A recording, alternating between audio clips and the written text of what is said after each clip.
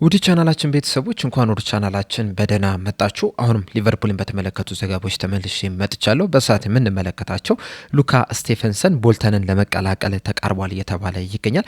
ቨርጂል ቫንዳይክም ከብሔራዊ ቡድን ራሱን ሊያገል ይችላል እየተባለ ይገኛል። እንደዚሁም አሌክሳንደር ኢሳቅንም የተመለከተም ዘገባም ይኖረናል። በዛሬው ዕለትም 12 የሚደርሱ ተጫዋቾች በይፋ ከሊቨርፑል ጋር ተለያይቷል። እነዚህን በቆይታችን የምንመለከታቸው ይሆናል። እስከ መጨረሻው ደቂቃ ድረስም አብራችሁ ቆይታችሁ እንድትከታተሉት ያላችሁን ሀሳብ አስተያየትም ኮሜንት ሴክሽን ላይ በመጻፍ እንድታሳውቁኝ፣ ሰብስክራይብ፣ ላይክ፣ ሼር እያደረጋችሁም የቻናሉ ቤተሰብ እንድትሆኑ በአክብሮት እጠይቃለሁ።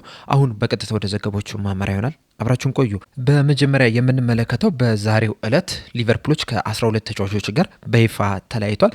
እንደሚታወቀው ዛሬ በፈረንጆች አቆጣጠር ጁላይ 1 ነው። እናም ዛሬ የኮንትራት ማብቂያ ቀን ነው። በዚህ መሰረትም ኮንትራታቸው ያበቁ 12 ተጫዋቾች በይፋ ከሊቨርፑል ጋር ተለያይቷል። እንደሚታወቀው አንዲ ሮበርትሰን እንደዚሁም ደግሞ ኢብራሂማ ኮናቴ ከቶተናምና ከሪያል ማድሪድ ጋር ከስምምነት ላይ መድረሳቸው አይዘነጋም። ነገር ግን በዛሬው ዕለት ነው ከሊቨርፑል ጋር የሚያቆያቸው ኮንትራት ያበቃውና ከዚህ በኋላ ነው ከነዚህ ሁለት ክለቦች ጋር ፊርማቸውን ማኖር የሚችሉት። በተመሳሳይ መልኩ ከመሐመድ ሳላህ ጋርም የነበራቸው ኮንትራት በዛሬው ዕለት በይፋ አብቁታል። ስለዚህ ከዚህ በኋላ ወደ ፈለገው ክለብ ሄዶ መፈረም ይችላል። እንደዚሁም ሌሎችም 9 የሚደርሱ የአካዳሚ ተጫዋቾችም ኮንትራታቸውን ማብቃቱን ተከትሎ ከሊቨርፑል ጋር በዛሬው ዕለት በይፋ ተለያይቷል። በመቀጠልም በቨርጂል ቫንዳይክ ዙሪያ ወደ ተሰጠው አስተያየት ነው የምናመራው።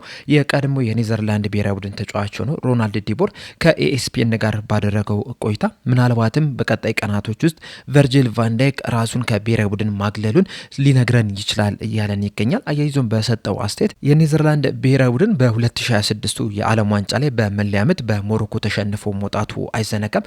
በዛ ምክንያትም ደግሞ ቨርጂል ቫንዳይክ ትልቅ ጫና ውስጥ እየገባ ነው የሚገኘው። ትልቅ ወቀሶች እየደረሱበት ነው የሚገኙና በዚህ ምክንያትም ምናልባት ከብሔራዊ ቡድን ራሱን ማግለሉ ሊነግረን ይችላል እያለን ይገኛል። እንደሚታወቀው እንግዲህ ከትናንትና በስቲያም በሞሮኮ በመለያ ምት ተሸንፎ መውጣታቸው አይዘነጋም። ከሽንፈቱ በተጨማሪም ግን ያሳዩት እንቅስቃሴ ብዙ ወቀሳዎች እንዲደርሱባቸው አድርጓቸዋል። የመጀመሪያው ወቀሳም እያረፈበት የሚገኘው አሰልጣኙ ሮናልድ ኩማን ላይ ነው። ከሱ በመቀጠል ግን የቡድኑ አምበል የሆነው ቨርጂል ቫንዳይክ ላይ ነው ትልቅ ወቀሳ እየደረሰበት የሚገኘው። በዚህ ዙሪያም ሮናልድ ዲቦር በሰጠው አስተያየት አዎ በዚህ ሰዓት ላይ ለቨርጂል ቫንዳይክ ላይ የተለያዩ ወቀሳዎች እየደረሱበት ነው የሚገኙት። በተለይ ደግሞ ቨርጂል ቫንዳይክ በጣም ትልቅ ተጫዋች እንደመሆኑ መጠን በዓለማችን ላይ ከሚገኙ ምርጥ ተከላካዮች መካከል አንዱ እንደመሆኑ መጠን የኔዘርላንድ ብሔራዊ ቡድንን ወደ ቀጣይ ዙር እንዲሸጋገር ማድረግ ነበረበት።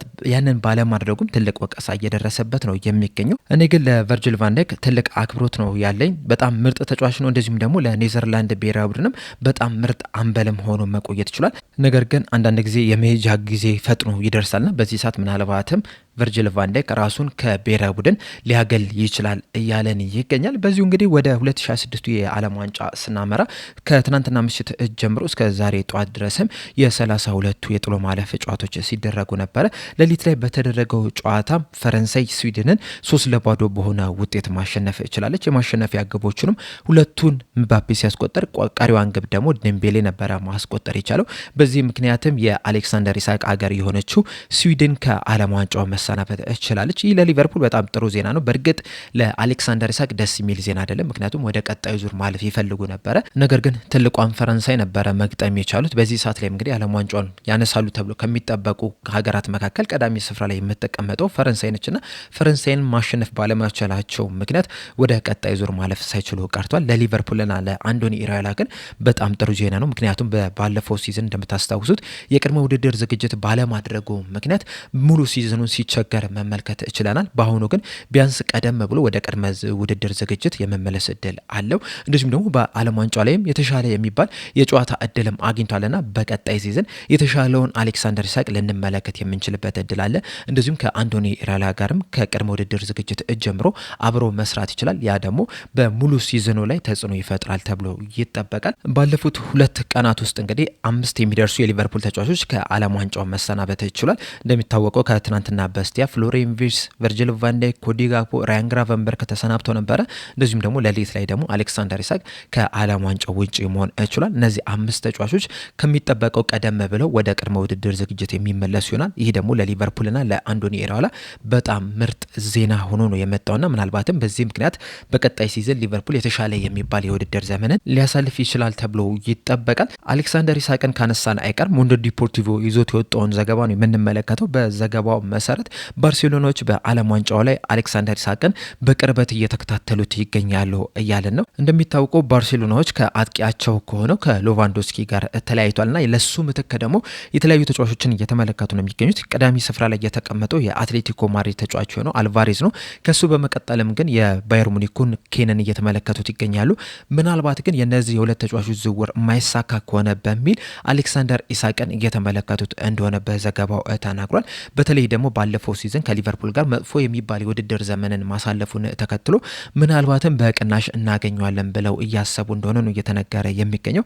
በእርግጥ ሊቨርፑሎች ይህንን ተጫዋች ይሸጡታል ተብሎ አይጠበቅም። ቢሸጡት እንኳን ራሱ በቀላል ሂሳብ ወይም በትንሽ ሂሳብ ይሸጡታል ተብሎ አይጠበቅም። ነገር ግን አሁን ላይ ባሉት መረጆች መሰረት ሊቨርፑሎች ለቀጣይ ጥቂት ዓመታት ከአሌክሳንደር ኢሳክ ጋር መቆየት እንደሚፈልጉ ነው እየተነገረ የሚገኘውና የትኛውም ክለብ አሌክሳንደር ኢሳክን ማስፈረም የሚፈልግ ከሆነ ምናልባትም የዓለም ሪካርድ የሆነ ሂሳብ ማቅረብ መቻል አለበት። በዚህ ሰዓት ደግሞ ባርሴሎናዎች ይህን ያህል ገንዘብ ያቀርባሉ ተብሎ አይጠበቅም። ከዛ በተጨማሪም ደግሞ አሁን ላይ ባርሴሎናዎች ቅድሚያ የሚሰጡት አልቫሬዝን ማስፈረም ነው። አልቫሬዝም እንግዲህ ከአትሌቲኮ ማድሪድ ለመልቀቅ ከፍተኛ ፍላጎት አለውና ምናልባትም በዚህ የክረምቱ ዝውውር መስኮት ሁሊያን አልቫሬዝን ሲያስፈርሙ ልንመለከት እንችላለን።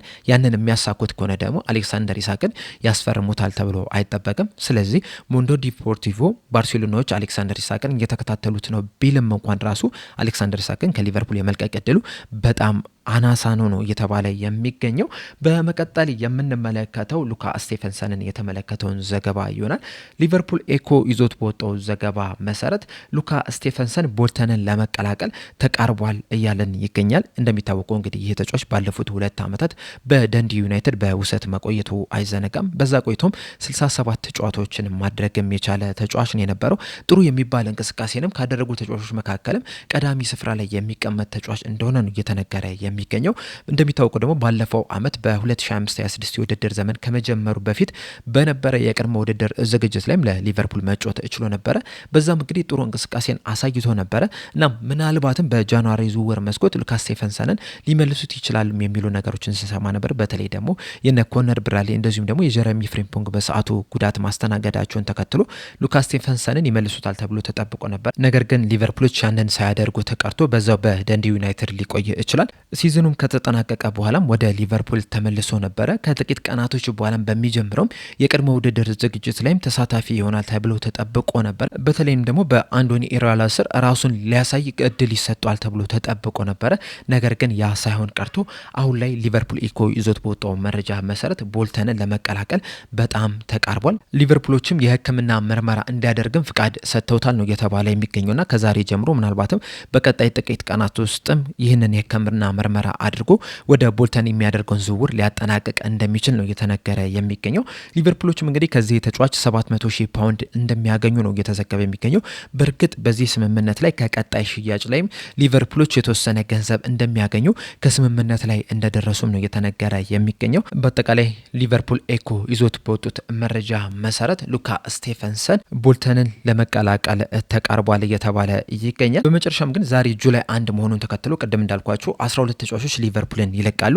ከዛ በተጨማሪም ግን ዛሬ ጁላይ 1 መሆኑን ተከትሎ በጃንዋሪ ዝውውር መስኮት ከሬንስ ያስፈረሙት ጀረሚ ዣኬ በዛሬው ዕለት በይፋ የሊቨርፑል ተጫዋች ሆኖ ተመዝግቧል እና ከዚህ በኋላ በሊቨርፑል ማሊያ የምንመለከተው ይሆናል። በአጠቃላይ ለአሁን ይዤላችሁ የመጣሁት መረጃዎች እነዚህን ይመስሉ ነበረ። እስከ መጨረሻ ደቂቃ ድረስ ስለተከታተላችሁኝ ከልብ አመሰግናለሁ። በቀጣይ በሌላ እስከምንገናኝ ድረስ ግን ሰብስክራይብ፣ ላይክ፣ ሼር ማድረግ እንዳትረሱ።